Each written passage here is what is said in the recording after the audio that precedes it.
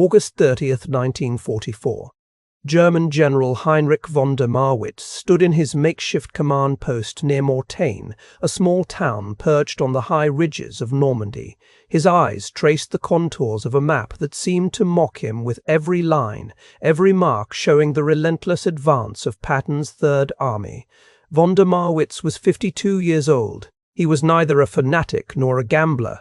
He was a pragmatist, a veteran of the Eastern Front, a man who had seen divisions crumble under fire and frozen supply lines. Yet here he was, commanding a force that represented Hitler's desperate gamble, Operation Lüttich, a counterstroke aimed at slicing through Patton's spearhead and cutting off the Americans from their supply bases in the West. The plan was audacious. 150 German tanks, a concentration of armored might that had rarely been seen in the West since 1940, were to spearhead the assault. Among them were Panther tanks, their long-boweled 75mm guns gleaming in the sun, Tiger IIs, the monstrous heavyweights of the Wehrmacht, and a scattering of Panzer IVs, reliable and battle-tested. These machines were the product of Germany's finest factories, fresh out of the assembly lines, meticulously engineered to dominate any Allied tank in direct combat. Von der Marwitz calculated the odds in his mind with cold precision. Each Panther could destroy an American Sherman from over a kilometer away. Each Tiger II could laugh at enemy artillery that lacked the range or velocity to touch it. In theory, this was a perfect hammer, but theory rarely survives the battlefield. Patton's Third Army, advancing in a near-blindingly fast sweep across northern France, was overextended. His armored columns stretched hundreds of kilometers from supply depots to front lines.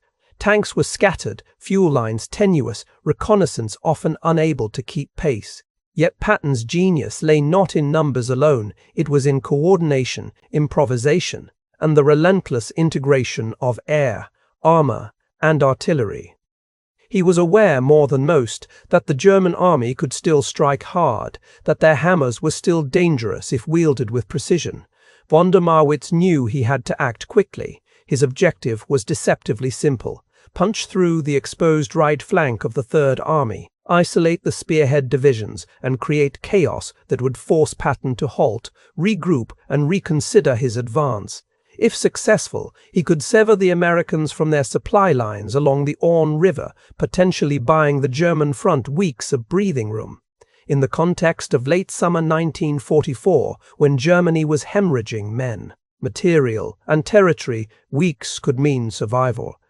In the late hours of August 31st, the lead elements of the German armored columns began their approach march. A heavy, humid fog settled over the rolling fields and orchards near Mortain. Visibility dropped from hundreds of meters to mere dozens. Tank commanders squinted through periscopes, engines idling nervously as drivers strained to keep their formations aligned. Von der Marwitz had planned to utilize the long-range firepower of his Panthers and Tiger IIs to decimate American positions before they could respond. Yet the fog was a cruel adversary, reducing the advantages of these marvels of engineering to near uselessness. In the American command posts, a sense of wary anticipation hung over the headquarters. Lieutenant Colonel Creighton Abrams, commanding the 37th Tank Battalion, studied reports from forward observers. The German columns were approaching in numbers larger than had been expected, their engine growls audible even through the mist. Abrams did not panic. He understood the fog would level the playing field. The Americans had lighter, more mobile tanks, the M4 Sherman and the M118 Hellcat tank destroyer, vehicles far inferior in raw firepower, but superior in speed, agility, and adaptability. In confined visibility, the German long-range advantage was neutralized.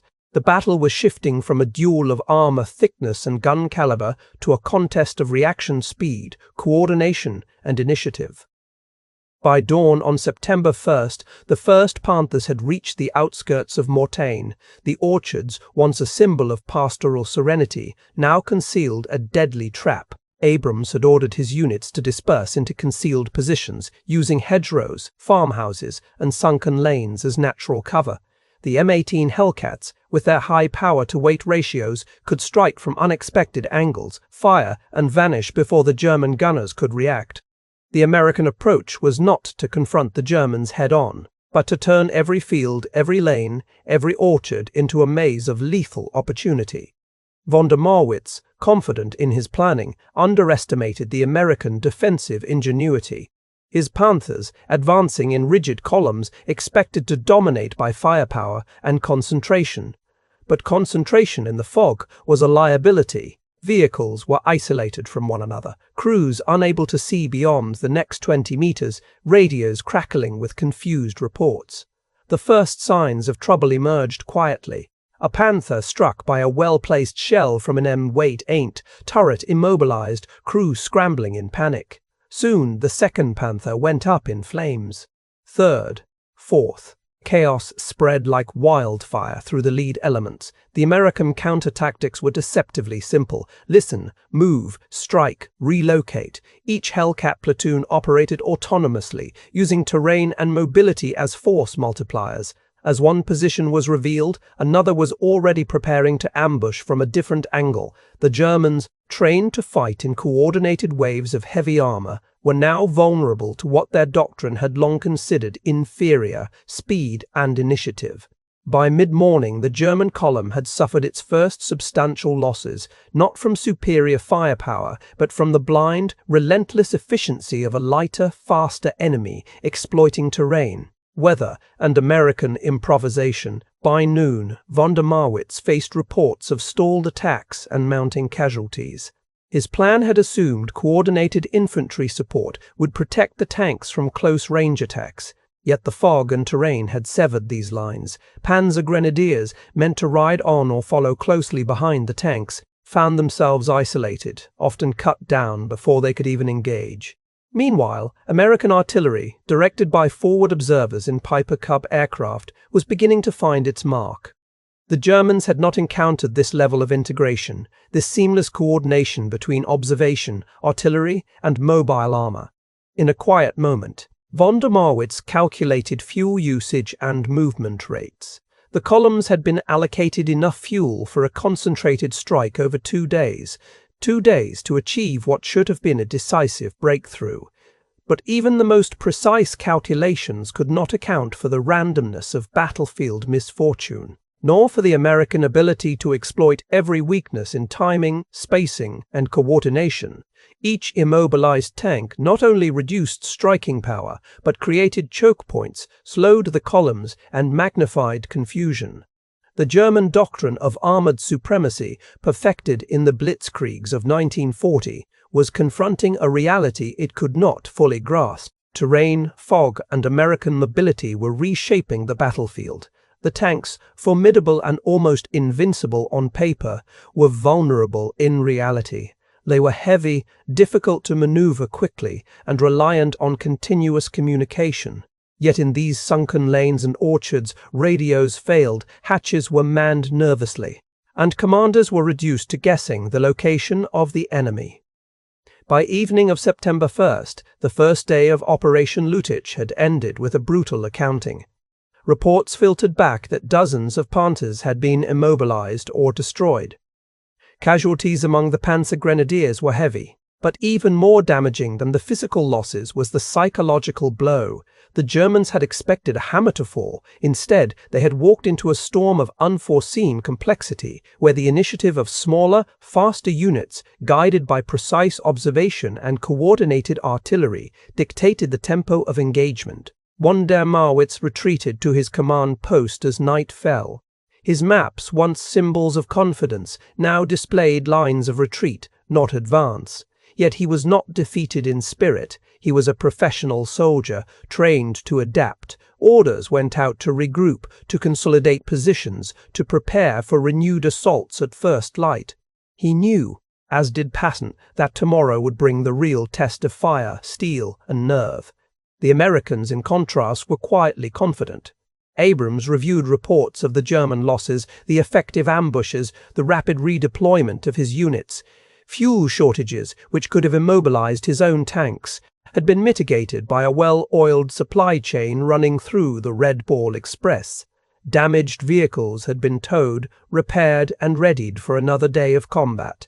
Patton's spearhead was far from secure, but his principle was simple. A mobile, coordinated, and well-supplied force could withstand even the heaviest German hammer. Operation Lüttich, like many German offensives late in the war, would hinge not merely on courage, weapons, or armor, but on systems, observation, mobility, communication, and logistics.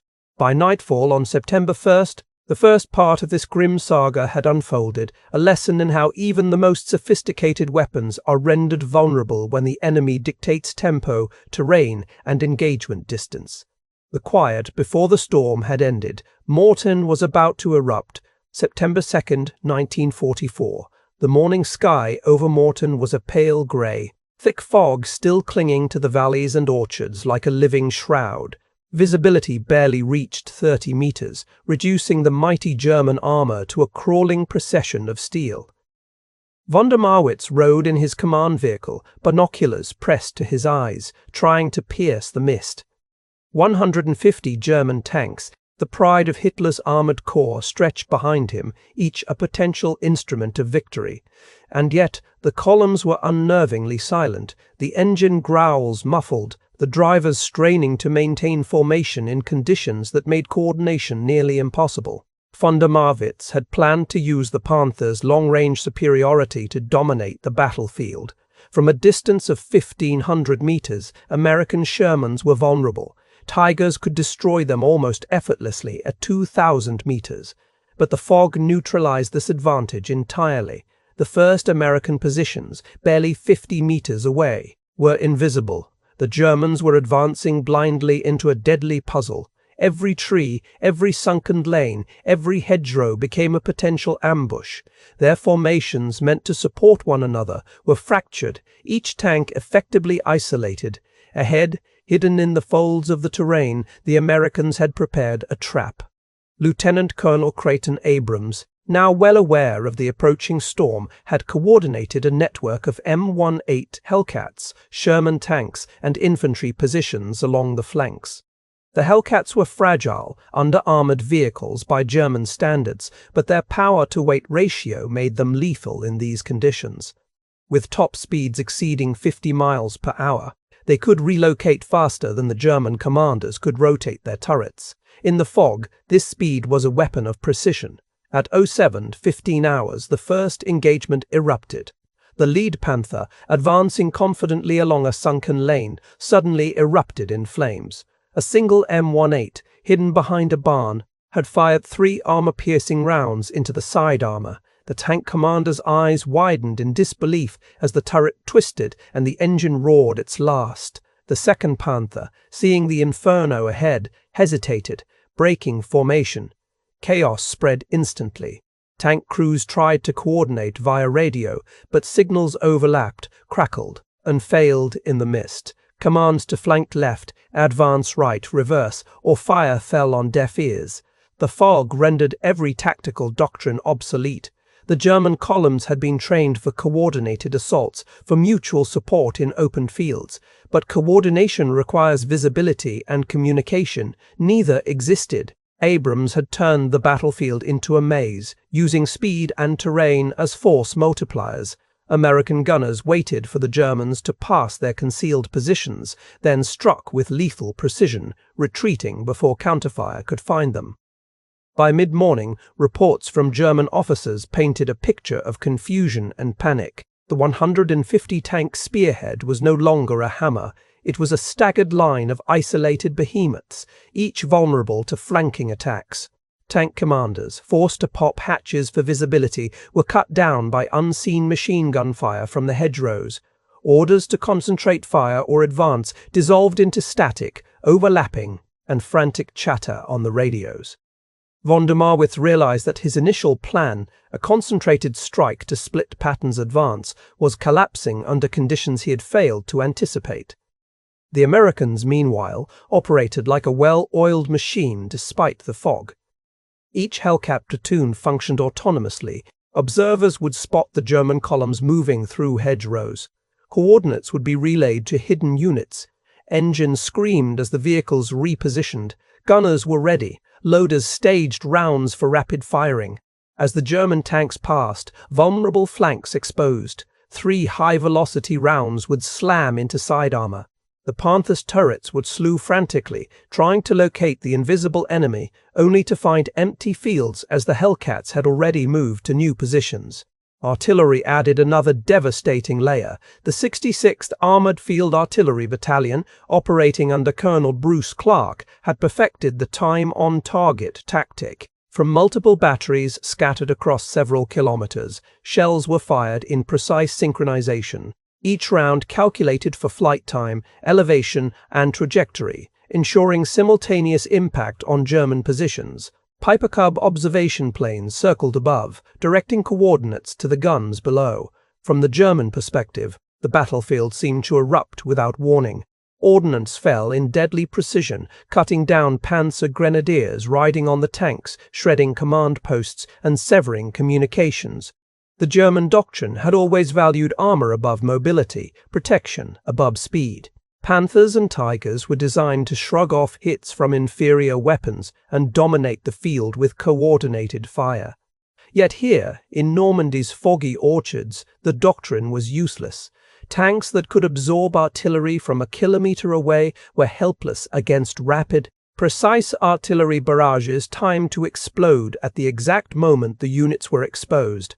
Without infantry support, without visibility, without radio contact, German armor was reduced to isolated, blind, and vulnerable targets. By midday, the toll was staggering. Flames consumed the lead Panthers, twisted metal littered the lanes, and soldiers scrambled desperately for cover.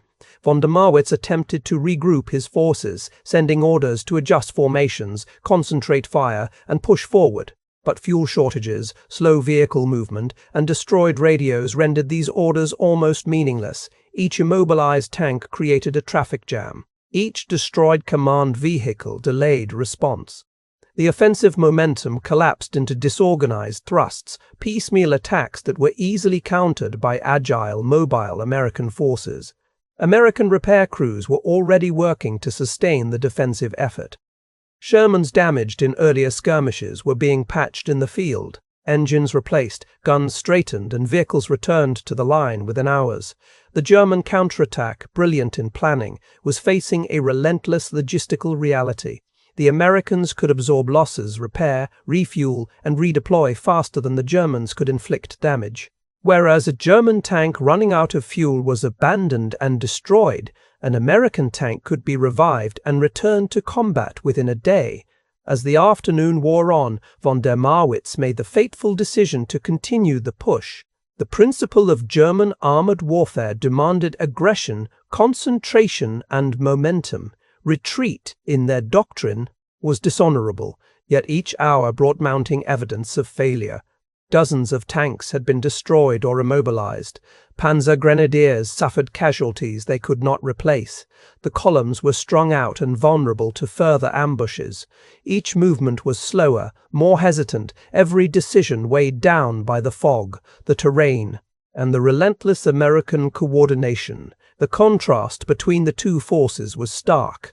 German tanks, marvels of engineering, were shackled by doctrine, terrain, and logistics. American units, technically inferior, leveraged speed, coordination, and ingenuity to turn these strengths into liabilities. In open ground, the German hammer could crush opponents. In the fog of Mortain, it became a blind instrument, striking blindly into a well-laid trap. By evening, Operation Lüttich had already begun to unravel. Von der Marwitz realized that the battle would not be decided by courage or engineering, but by systems, communication, mobility, observation, and supply. Each Panther destroyed was not just a loss of firepower, but a crack in the cohesion of the offensive. Each ambush further eroded morale as commanders struggled to understand where the enemy was, how strong, and how to respond. The fog, once a protective cloak, began to lift. The orchards revealed the scale of destruction, burning tanks, twisted metal, scattered Panzer grenadiers. The Americans had not merely survived the first clash, they had set the stage for total operational collapse of the German counterattack. Patton's Third Army, overstretched though it was, remained intact, its spearhead ready to exploit German weakness the following day. Von der Marwitz spent the night at his command post, poring over maps, recalculating fuel, routes, and reinforcements. He understood the harsh truth that dawn would bring. The hammer he had unleashed was no longer his. Mortain had become a crucible, testing not only German tactical brilliance, but also the resilience and ingenuity of American systems. Courage alone would not win this battle. By the end of Part 2, the stage is set for an even more catastrophic unraveling. The Germans are trapped by their own doctrine, mobility and logistics dominate the battlefield, and the Americans prepare to convert chaos into decisive operational success. The fog of Mortain has lifted, but the storm is far from over. September 3, 1944. The sun rose over the rolling hills and orchards of Mortain, casting pale light on a battlefield already scarred by steel and fire.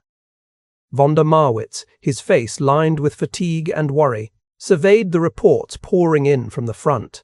The first day of Operation Lüttich had revealed cracks in even the most meticulously planned counterattack. Now, the full weight of failure was beginning to reveal itself.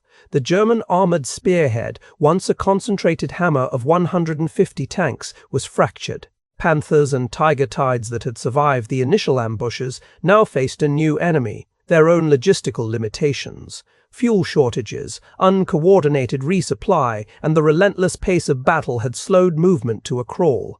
Tanks abandoned in ditches, tracks ripped off by the uneven terrain. Engines smoking from overuse. These were not losses inflicted by American firepower alone. They were the consequences of a war machine straining against the limits of its own design. Meanwhile, the Americans exploited every weakness with brutal efficiency. Abrams units, highly mobile and agile, struck repeatedly from concealed positions. M18 Hellcats weaved through the orchards like predators, firing into the flanks of German armor and vanishing before return fire could find them. Each ambush, each coordinated strike compounded the confusion. German commanders, isolated in their tanks, could not see the enemy, could not communicate with supporting units, and were powerless as the columns ahead and behind them were systematically shredded. Artillery, synchronized with terrifying precision, added to the German nightmare. The 66th Armored Field Artillery Battalion under Colonel Bruce Clark executed time-on-target barrages that left no moment for reaction. Dozens of batteries fired simultaneously, shells arcing silently through the morning sky to explode with deadly accuracy on exposed panzer positions. Piper Cub observation planes guided every strike, their tiny frames circling above the battlefield as eyes for an unseen hand.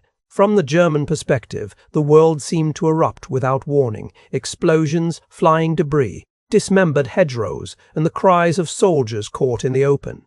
By midday, the German offensive had become a series of disconnected, desperate thrusts. Panthers, isolated by terrain or immobilized by engine failure, became beacons for American fire.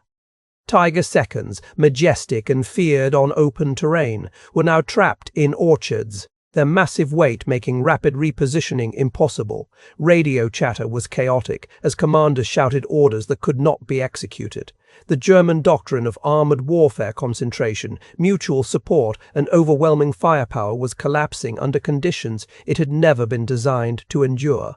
The Panzer Grenadiers, meant to ride behind and support the tanks, suffered devastating losses. Dozens had been killed in the initial artillery barrages, more fell to machine gun fire from concealed American positions, and many were stranded when tanks they relied upon were destroyed or immobilized. Infantry support, a linchpin of armored doctrine, had evaporated. Without infantry, the tanks were isolated, vulnerable to even the lightly armed but mobile M18 Hellcats. By late afternoon, the German armored column had ceased to function as a coordinated fighting force. It was no longer a hammer, it was a scattering of vulnerable giants moving blindly into death. Von der Marwitz issued frantic orders to regroup, to concentrate remaining forces, to continue the push toward the American flank, yet each command ran headlong into reality. Fuel shortages slowed movement to a crawl, abandoned or immobilized tanks blocked routes, destroyed radios prevented coordination. Even the most disciplined crews found themselves acting independently, reacting to immediate threats rather than executing a larger strategy. The psychological toll was immense. Soldiers who had been trained to fight in perfect coordination now operated in chaos, their morale eroding with every destroyed vehicle, every fallen comrade, every unheeded order. The Americans, by contrast, maintained cohesion through systems and discipline.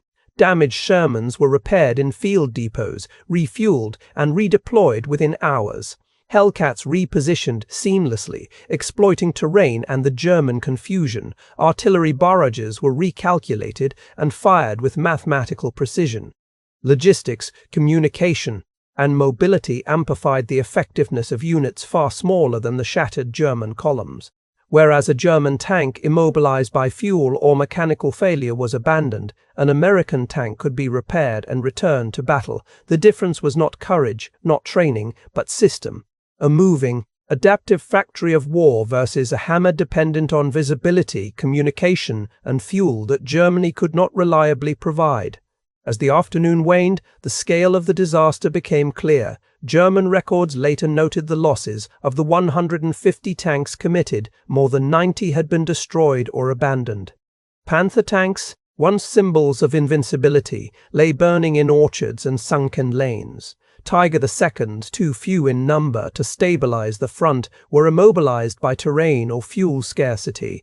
Panzer grenadiers were decimated, dozens captured, dozens more killed. By nightfall, von der Marwitz faced an operational reality he could not ignore. The counterattack had failed in every measurable sense.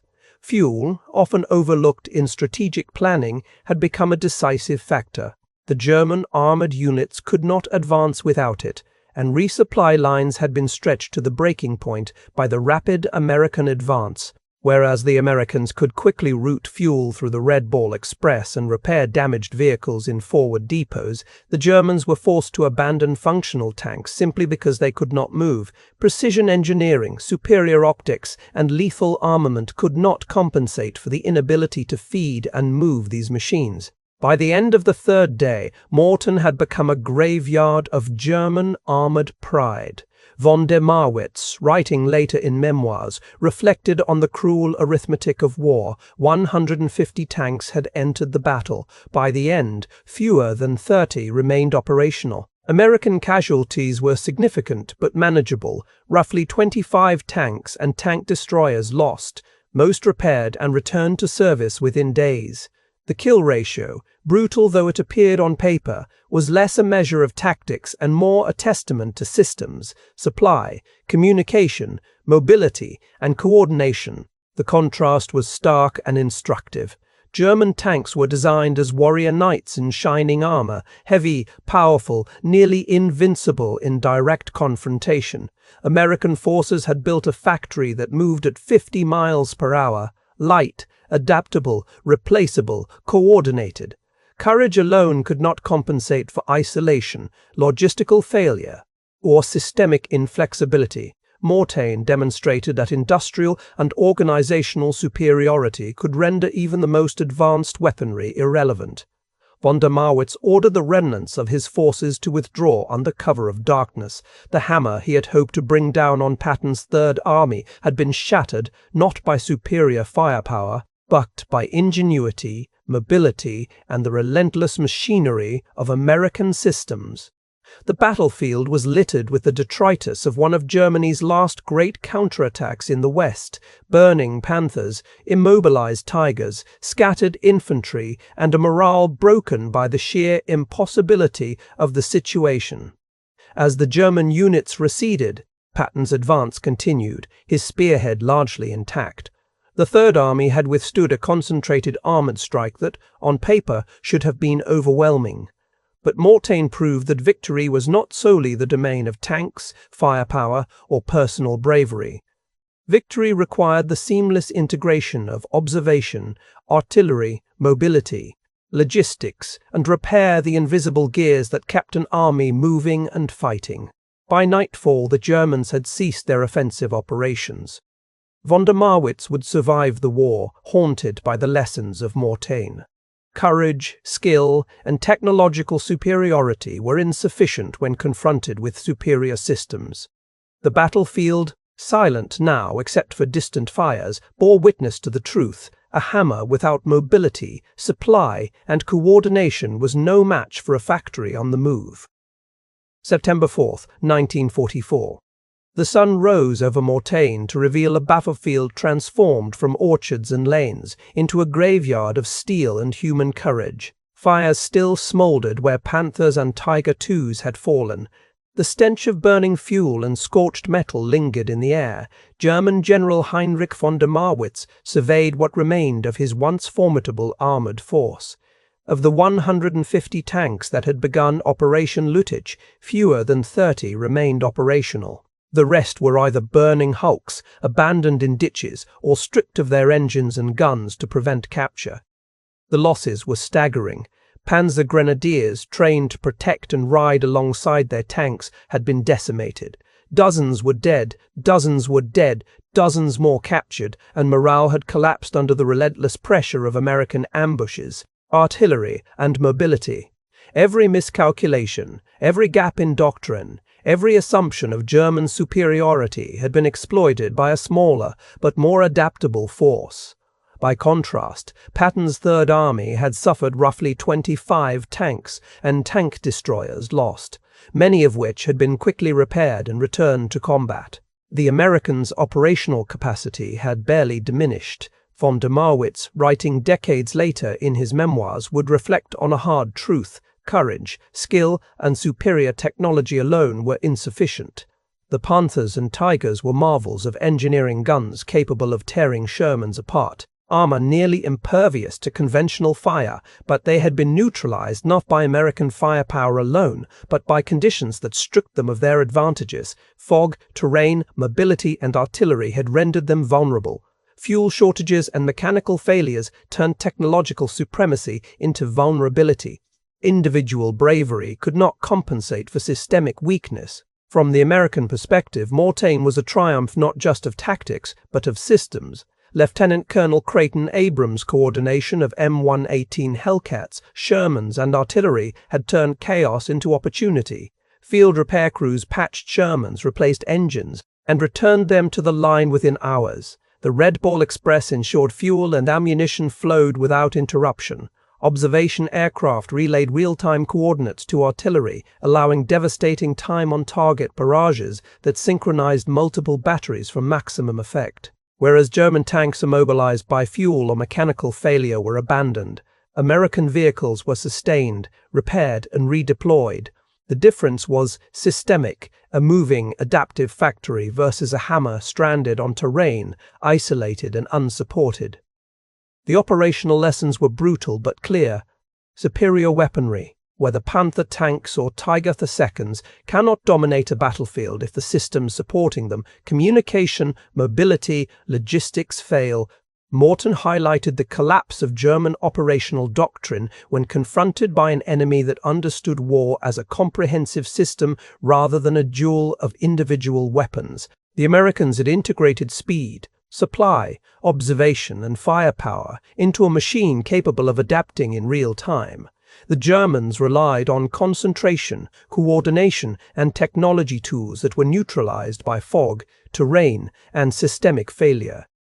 By September 5th, the remnants of the German armored force began their retreat. Scattered across the fields and roads leading away from Mortain, fuel shortages prevented a cohesive withdrawal, leaving abandoned tanks and disabled vehicles in their wake. Von der Marwitz issued orders for regrouping and defensive positioning, but the offensive momentum was gone. Operation Lüttich, meant to be a decisive counterstroke, had been reduced to a cautionary tale. The final tally was stark. German forces entered Mortain with 150 tanks. By the end of the week, fewer than 30 were operational. The Americans lost roughly 25 tanks and tank destroyers, most of which were quickly replaced and returned to combat.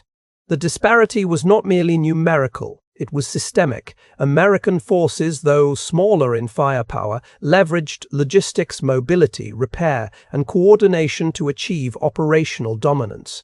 The Germans had built warriors. The Americans had built a factory that moved at 50 miles per hour. Courage alone could not bridge the gap between them. Beyond numbers, Mortain revealed deeper truths about industrial warfare. German commanders had assumed that tactical skill and superior weapons would guarantee success. They had not accounted for the scale and efficiency of the Allied logistical network. Factories in Michigan, Ohio, and New Jersey produced tanks, engines, and ammunition that could be shipped across the Atlantic, transported to forward supply depots, and deployed within days. Air observation, radio coordination, and mobile repair units extended the reach and effectiveness of American units far beyond individual weapons. The Germans had underestimated the power of an integrated BAFA, adaptive system, and it cost them dearly. For the soldiers on the ground, Mortain was terrifying and confusing. German tank crews, expecting to strike decisively, found themselves ambushed repeatedly, unable to communicate or maneuver. Panzer grenadiers, trained to ride alongside armored spearheads, were cut down or stranded, leaving tanks exposed. American crews, by contrast, operated in a network of support, receiving guidance from observation planes, artillery, and supply lines. Mobility and communication became as lethal as guns. The battle was no longer a duel of armor. It was a test of how effectively an army could adapt, coordinate, and sustain itself under fire. By the evening of September 6th, Mortain lay silent except for the smoke rising from wrecked tanks. Von der Marwitz, reflecting on the battle, recognized the harsh lesson: individual skill, technological marvels, and battlefield bravery are insufficient without a supporting system. Courage can win skirmishes. Only systems can win campaigns. Patton's Third Army had endured, adapted, and leveraged its logistical, observational, and mobile firepower superiority to survive and thrive. The German counterattack had failed not because of lack of bravery, but because the structural underpinnings of the operation were inadequate. Mortain's lessons extend beyond tanks and artillery. They reveal the fundamental shift in warfare during World War II.